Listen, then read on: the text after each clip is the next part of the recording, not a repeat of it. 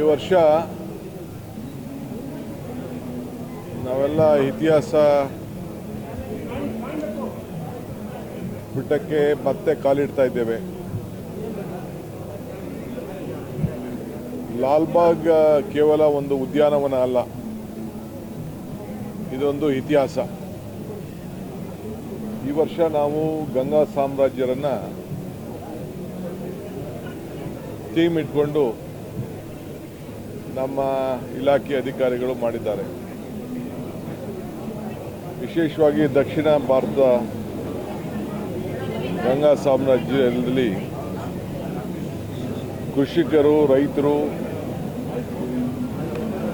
ಮಾಡಿದಂಥ ಇತಿಹಾಸವನ್ನು ಗಮನದಲ್ಲಿಟ್ಕೊಂಡು ಇವತ್ತು ಈ ಫಲಪುಷ್ಪ ಪ್ರದರ್ಶನವನ್ನು ಹಮ್ಮಿಕೊಂಡಿದೆ. ನಾಡಿನ ಎಲ್ಲ ಜನತೆಗೆ ಈ ವರ್ಷದ ಸ್ವಾತಂತ್ರ್ಯ ಸಂಭ್ರಮದಲ್ಲಿ ನಾನೆಲ್ಲರಿಗೂ ಕೂಡ ಈ ಪುಷ್ಪ ಪ್ರದರ್ಶನವನ್ನು ನೋಡಿ ಭಾಳ ಸಂತೋಷ ಪಡಬೇಕು ಅಂಥೇಳಿ ನಾನು ಮನವಿ ಮಾಡ್ತಾ ಇದ್ದೇನೆ. ವಿಶೇಷವಾಗಿ ಯುವಕರು, ಹೆಣ್ಮಕ್ಳು, ಹಿರಿಯರು ಎಲ್ಲರೂ ಕೂಡ ಬಂದು ಈ ಅವಕಾಶವನ್ನು ಯಾರು ಕೂಡ ಕಳ್ಕೊಳ್ಬಾರ್ದು.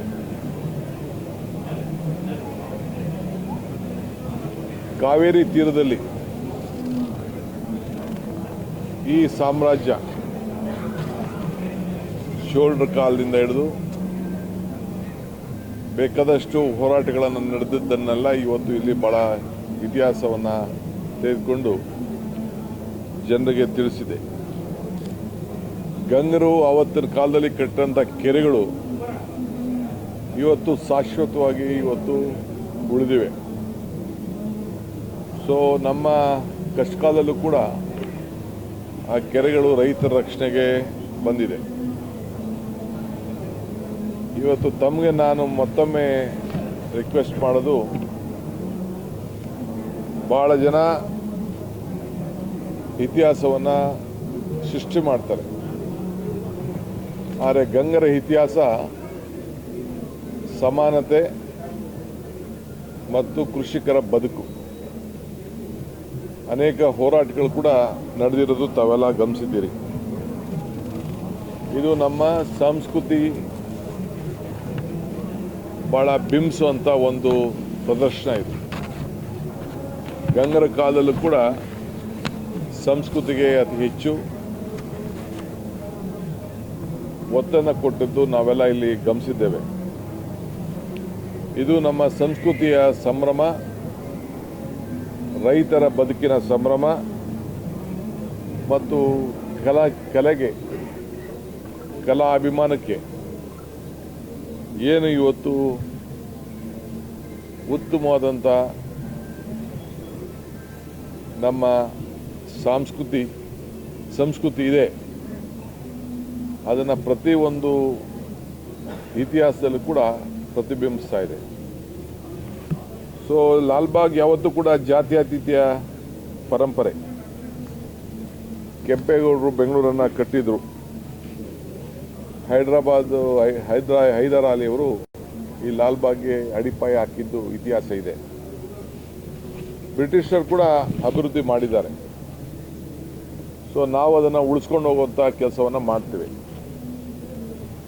ಈಗಾಗಲೇ ನಾನು ಬೆಂಗಳೂರು ನಗರದಲ್ಲಿ ಇನ್ನು 3 ಇಂಥ ಉದ್ಯಾನವನವನ್ನು ಮಾಡಬೇಕು ಅಂತೇಳಿ ಈಗಾಗಲೇ ಕಾರ್ಯಕ್ರಮವನ್ನು ರೂಪಿಸಿದ್ದೇನೆ.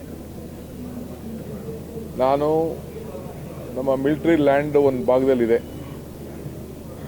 ಅದು ಕೂಡ ಈಗ ನಾನು ಮಿಲಿಟರಿ ಲ್ಯಾಂಡನ್ನು ನಮಗೆ ವಹಿಸಿ ನಾವು ಅದನ್ನು ನಿಮ್ಮೇ ವರ್ಷದಲ್ಲೇ ಇರ್ತದೆ.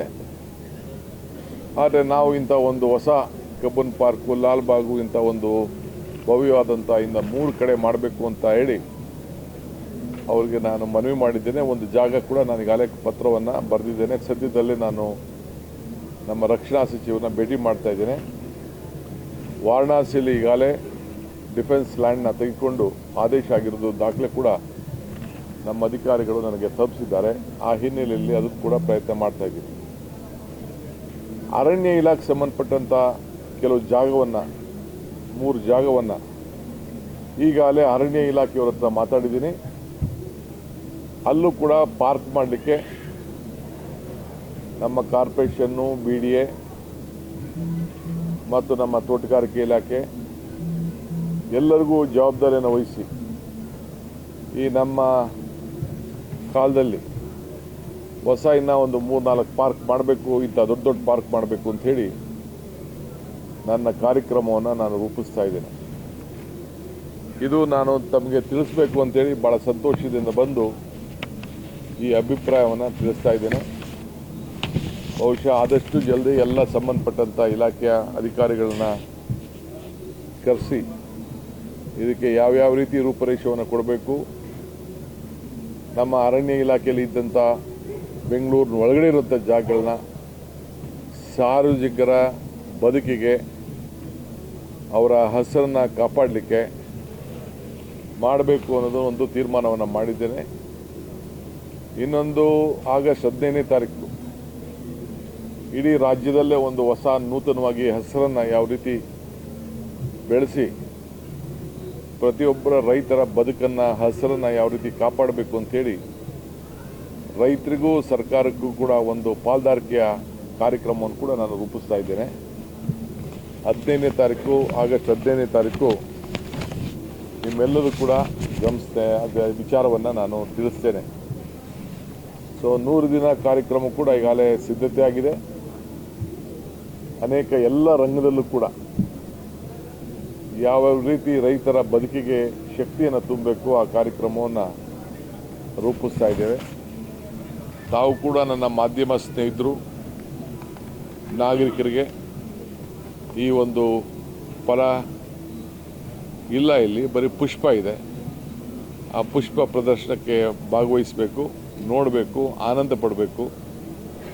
ನಮ್ಮೆಲ್ಲ ಅಧಿಕಾರಿಗಳು, ನನ್ನ ತೋಟಗಾರಿಕೆ ಇಲಾಖೆಯ ಅಧಿಕಾರಿಗಳು, ಹಾರ್ಟಿಕಲ್ಚರ್ ಡಿಪಾರ್ಟ್ಮೆಂಟ್ ಅವರೆಲ್ಲ ಸೇರಿ ಯಾವ ರೀತಿ ಅವರ ಪ್ರಯತ್ನವನ್ನು ಮಾಡಿದ್ದಾರೆ, ಚಿತ್ರಗಳನ್ನು ಬಿಡಿಸಿದ್ದಾರೆ, ಇತಿಹಾಸವನ್ನು ತೋರಿಸಿದ್ದಾರೆ, ಅದೆಲ್ಲ ಮತ್ತೆ ಇತಿಹಾಸಕ್ಕೆ ಹೋಗಬೇಕು. ಸೊ ಈ ನಿಟ್ಟಿನಲ್ಲಿ ಎಲ್ಲರ ಸಹಕಾರ ಭಾಳ ಅವಶ್ಯಕತೆ ಅಂತ ಹೇಳಿ ನಾನು ಭಾವಿಸ್ಕೊಂಡಿದ್ದೀನಿ.